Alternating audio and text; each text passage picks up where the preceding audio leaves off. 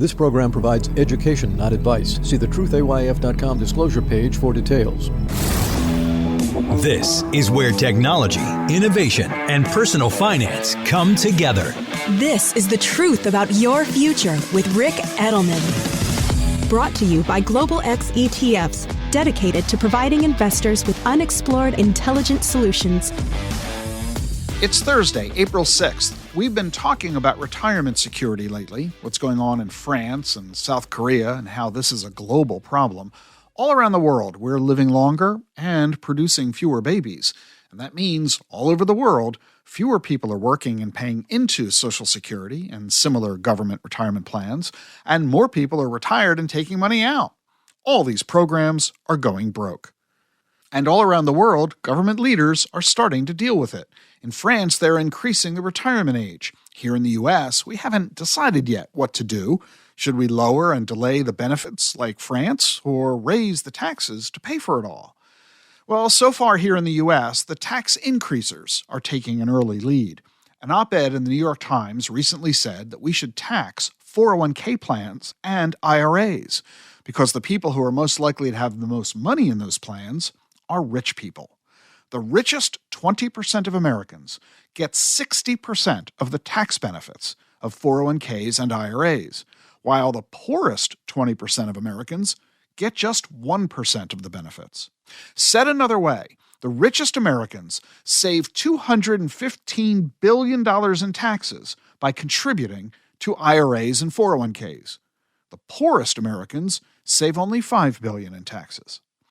Not only that, according to the op-ed, Wall Street banks and brokerage firms and mutual fund companies earn tens of millions of dollars by managing the assets that rich people put into those 401ks and IRAs. And they give lots of advice to those rich people to help them maximize their investment returns. Meanwhile, people who are dealing with Social Security get no advice at all. So the op-ed says we need to start taxing the money that is inside 401ks and IRAs.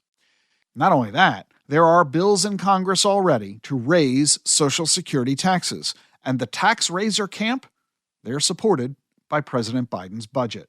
He, in his budget, leaves Medicare and Social Security untouched. So even though their costs are rising, the benefits will continue as is. By 2033, according to the General Accounting Office, the GAO, by 2033, Medicare and Social Security will consume 11% of our nation's GDP. That's a 30% increase over last year. What President Biden does do in his budget is raise taxes on high-income workers. So clearly, tax increases are in our future. Some people think that Social Security benefits are going to get cut anyway.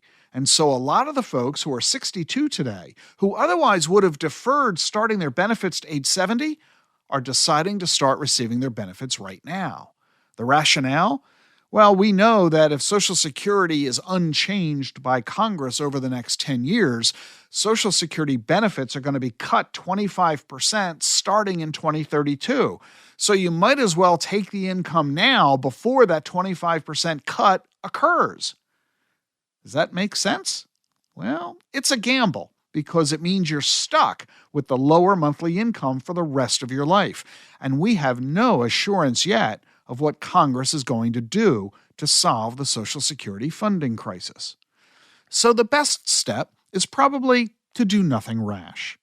Instead, talk with your financial advisor. Have them adjust your financial planning to acknowledge the likelihood of higher taxes and lower benefits.